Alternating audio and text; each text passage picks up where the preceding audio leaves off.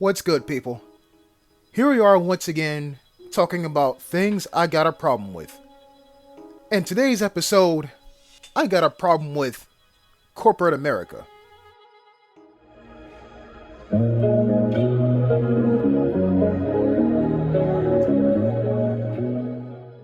And this topic might be a bit emotionally charged because your boy got laid off on Friday the 13th, September 2024.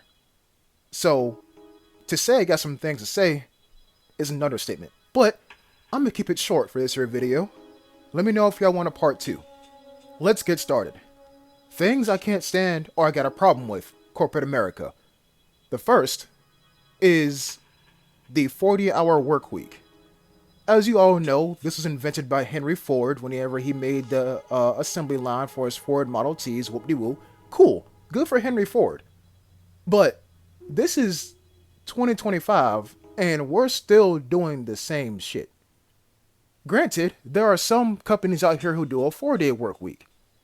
That's cool. I wouldn't mind being a part of that. But we're focusing on corporate America. And I'm pretty sure greedy little companies will not allow their workers to work 4 days out the week and have Friday off to make their companies happy or to make their employees happy. I'm pretty sure that's not a thing. Now, let me tell you something.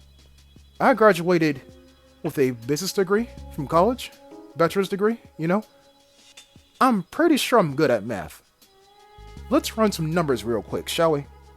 Okay, so as we all know, you have 5 days out the week times 8 hours out a day gives you a 40-hour work week. Cool, understandable, right? But let's do a little bit of math. There are 24 hours in a day. Okay, but 8 hours out of your day goes to work. Okay, but doctors recommend that you get 8 hours of sleep every day.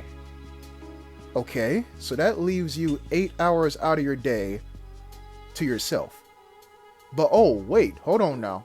You can't just wake up and go to work immediately. That's not how things work. No pun intended. So let's say you have, I don't know, a 30-hour commute to work. Okay, so that's 30 hours or 30 minutes up and 30 minutes back. So we gotta take away an hour from that because during those 30 minutes of commuting, you're not relaxing. You're thinking about things you gotta do at work. And also your mind is underneath pressure because traffic and am I gonna get there on time and all this other BS. Alright, cool. If you're lucky, your company gives you an hour lunch break. So we gotta take that hour away as well. Because when you're at lunch, sure, you're relaxing, but you're still thinking about work.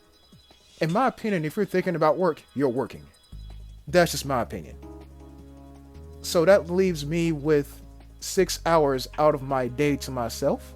But oh, no, it gets worse. Like most people, I have a night routine.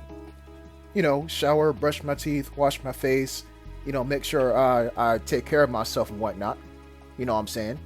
That takes about, I don't know, maybe 15, maybe 10 minutes. But let's just keep the numbers even. Let's say it takes you, I don't know, half an hour, right, for your night routine. But then you actually got to go to sleep as well. During those 2 times, sure, you're relaxing, but you're not actively relaxing. You're not sitting back with a bag of popcorn watching your favorite movie. No, you're trying to go to sleep. So that's 1 more hour out of your 24 hours that you have gone. So you mean to tell me that I'm supposed to be okay with 5 hours out of my day to myself? That's what you mean to tell me? I don't know about y'all, but I got a problem with that. That's just me though. And the numbers could be a bit off, you know what I'm saying? Let's say you don't have a night routine and you go straight to sleep. Sure, you have 6 hours of your day to yourself, but that's still, what, a quarter of your day to yourself? Out of the whole 24-hour cycle? Yeah, good luck with that. So here's the second problem I have with corporate America. The whole notion of putting in a request for time off. People, when I tell you this shit grinds my gears, it does it to no end. So right here, I'm going to apologize for how emotionally charged and or if I start to swear in this here video, like I haven't already. You mean to tell me that I worked for X company for X amount of weeks and I get X amount of hours? I earn X amount of hours. Let me say that one more time. I earn X amount of hours. Why the hell do I gotta tell my boss, hey, I'm gonna put in a request for Thursday and Friday off? What? And heaven forbid they come back with a question of, so why do you need a time off for it? If it's my time, what do you mean? You lucky I damn put in the request. If anything, I would have just not shown up because I'm using my PTO that I earned for working for you all. Again, that I earned. That's just me. I feel as if you earned your time off, you should be able to use your time and not tell a single soul. But it's the responsible thing to do to let everyone know. Okay, so, alright, hear me out. Hear me out. Let's say you go to Walmart, right? And you get groceries. Okay? And you take those groceries home and you make yourself a meal. You know, maybe it's some chicken parmesan with some macaroni and cheese and some string beans. And maybe a nice salad on the side, you know, a Caesar salad. Cool. You call your mom and be like, Mom, I bought some groceries and I made some food. Can I eat it? That don't sound right, do it? I mean, think about it. You over here putting in all these hours and quote unquote earning all these hours, but yet you gotta go to your boss and ask if he can use it. You over here going to Walmart, getting all these groceries, coming home, making food, and then asking your mom if you can eat it. It's the same damn concept. So, people, that as many jobs as I've worked, either part-time or full-time, don't matter, even contract, if they say I got a request for time off, I already don't like that place. That's the number one nail in a damn coffin. So that's another problem that I have with corporate America, requesting for time off. And the third and final problem, at least for this here video, that I have with corporate America is this. The harder you work, the more money someone else makes. So let me put it to you like this. I've never worked in a warehouse facility, like no Amazon distribution center, none of that. But I would like to think that the more packages that, you know, y'all put on a conveyor belt and gets loaded onto a truck, the more money Jeff Bezos makes. Right? Okay, so that's not a good example. Cool. Let's say you work at fast food. Let's say you work at McDonald's, right? The faster orders y'all get through, the more money the franchisee makes, the owner makes. But not you. You still get paid the same hourly wage as everyone else. You just done your work quicker. So what's the incentive of getting your work done quick and efficiently?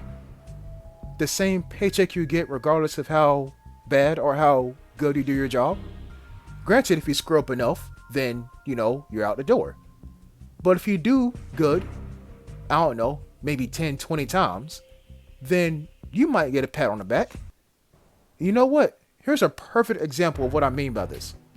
This guy named Kevin Ford, a Burger King cook who has never missed a day of work in 27 years, right? 27 years, has received over $450,000 dedicated to him by strangers, right?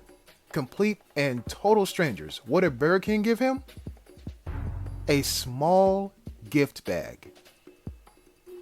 The harder you work, the more money someone else makes. If I was Kevin, I would not even accept that gift bag, because that's the company saying that we recognize you and we see you and we thank you for your service. Here's a small gift bag. No. Out of the 27 years that I've worked, that's equivalent to not even money. I mean, look, I get a paycheck, you know what I'm saying? Or I've gotten a paycheck for the last 27 years from you all. Cool. Great, thank you, but that's what I should be getting because I work for you all and I make you all money by cooking the food that you sell. And I'm willing to bet Kevin has stayed overtime a couple of times. More than a couple of times at that. All I'm saying is, he made that company a lot of money. Where's his return? A small gift bag. Burger King didn't even think about handing him $1,000 for each year of service. Perfect attendance. No money issued.